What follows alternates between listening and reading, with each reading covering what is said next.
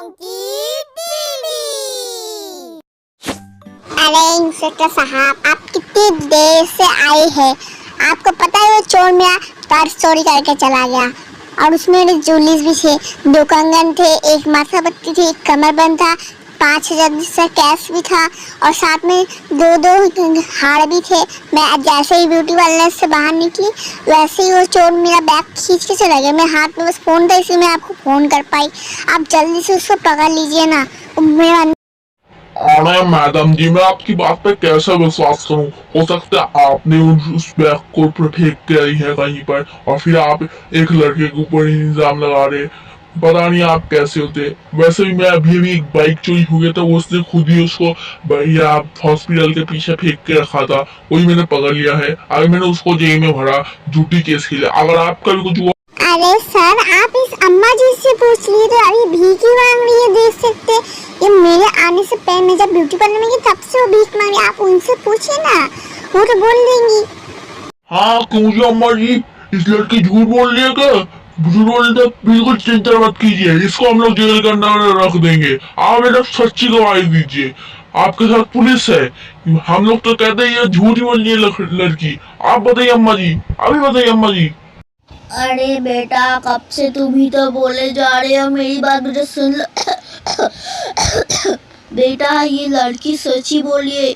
एक गांव में साहूकार है, साहूकार का बेटा नशे में डूबा रहता है। उसने इस लड़की का पर्स भी चोरी किया, उसने मेरी आधी खाई हुई रोटी भी चुरा के लेके गया है, जो मैंने बहुत मेहनत से अपने घर में बनाई थी इस बुढ़ापे में। अब बेटा, मेरी आधी रोटी तो मुझे नहीं मिली, इसीलिए मुझे सारा दिन भूखा रहना पड़ा। बेटा, वो ना दारू के ठेके में हमेशा बैठा रहता है, तुम ना वहीं पर चले जाओ। अरे मैडम जी, आपका नंबर तो शायद से यही होगा ना जो आपने फोन किया। मुझे लगता है आपका वही नंबर है। इंसान के कितने नंबर थे, एक ही नंबर होगा, तो इसी नंबर पर आपको कॉल कर देंगे। तो आपके घर का एड्रेस आपको पूछ लेंगे। अरे सर जी, आप भी सारे साहूकार का लड़के के मामले में फंसे होंगे। नशे में एकदम धूत रहता है, आपको पता नहीं होगा। वरना अभी दारू के ठेके में बैठ के 4 पैक दारू पी रहा होगा, एकदम बियर पीता, दारू भी नहीं। आप वैसे किस कारण से फंसे हैं, बोलिए। लेकिन आपको कैसे पता? लेकिन छोड़िए, मैं कहता हूँ आपकी ना चाय बहुत अच्छी है, 3 कप खाली है। पैसे जो है बाद में खाते में लिख लीजिएगा। वैसे एक लड़के का पर्स चोरी किया है, आपको पता इसके बारे में? अरे सर जी, वो ना असल में ना यहाँ पर बहुत सारे काम किया है, इसलिए उसको बहुत सारे पुलिस ऑफिसर पकड़ने आए, लेकिन कोई भी पकड़ नहीं पाया ना। सो वो आपसे पहले ना 3 पुलिस ऑफिसर आए, फिर भी उन लोगों का ट्रांसफर करा दिया साहूकार ने। आपका भी हो आपका ट्रांसफर से मतलब क्या है? अच्छा छोड़िए, आप ना बोल दीजिए दारू का ठेका कहाँ पड़ेगा, किस रास्ते पे। मैं भी नया हूँ, इसमें पता नहीं, आप बता दीजिए प्लीज।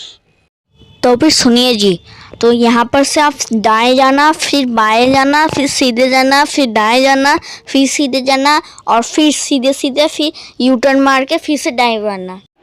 अरे यहाँ पर ये दारू पी रहा है और पीछे यहाँ पर पर्स चोर रखा है, जैसे मुझे तो दिखेगा ही नहीं। मेरे आखिरी बटन है, अभी मैं इसको मुझे चुकाता हूँ। ये ले, अब करेगा लड़की का पर्स चोरी।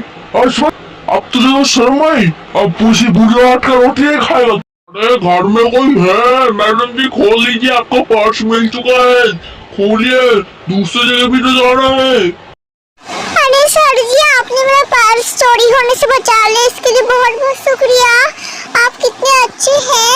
तो मेरे पर्स के अंदर में सारे ज्वेलरीज हैं, 2 कंगन, एक माथा पट्टी, 5,000 रुपए का और बहुत सारी चीजें वो है ना सर जी। लेकिन मैडम जी, आपका घर से बाहर से जला हुआ क्यों है? आप इसके बारे में कुछ बताना चाहेंगी? अच्छा ठीक है, यहाँ पर बहुत सारे लोग हैं, चलिए मैं आपके घर के अंदर चल के आपके साथ बात करता हूँ। सर, वो ना हम लोग का घर से बाहर से क्यों जला हुआ है? क्योंकि बहुत साल पहले साहूकार ने हमारी प्रॉपर्टी हटाने के लिए हमारा घर जलाया। फिर मेरे दादाजी जो इस गांव के सरपंच हुआ करते थे, उन्होंने यहाँ पर से सरपंच को पूरा 20% प्रॉपर्टी दे दिया, लेकिन फिर भी वो काम नहीं हुआ। इसीलिए हम लोग इस तरह से अंदर से तो फिर हम लोग अंदर से रेनोवेट कराते हैं और फिर यहाँ पर रहते हैं। ना सर, मेरे पापा ने पर रहते थे, लेकिन वो अभी छुट्टी के लिए शहर गए हैं, शहर में घूमेंगे। तो मैं यहाँ पर सोच रही थी मैं एक स्कूल खोलूं बच्चों के लिए, उसी कारण से आई। अरे सुन भैया, मैंने तो पैसे दूंगी 5,000 रुपए। एक लड़का आएगा, मेरा पर्स उठाएगा, तुझे बोलना है पुलिस के सामने, ठीक है ना?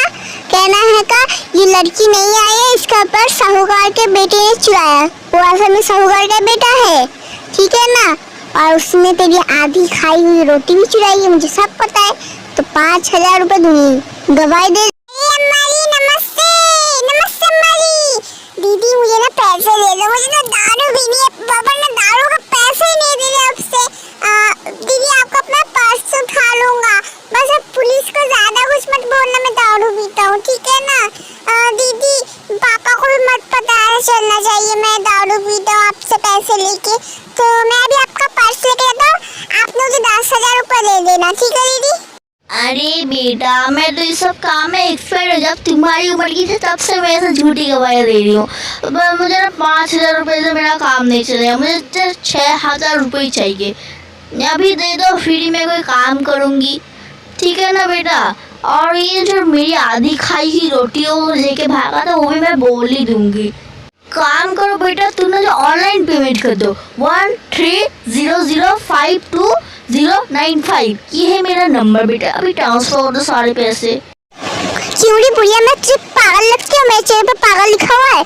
मैं तुझे अभी पैसे दे दूंगी तो तू मुझे देगी, अभी अपना काम करेगी। चल ये नंबर पे मैं 3,000 रुपये पेटीएम करती हूँ, तू भी अभी काम कर, फिर देती है 3,000 रुपये घर जाके।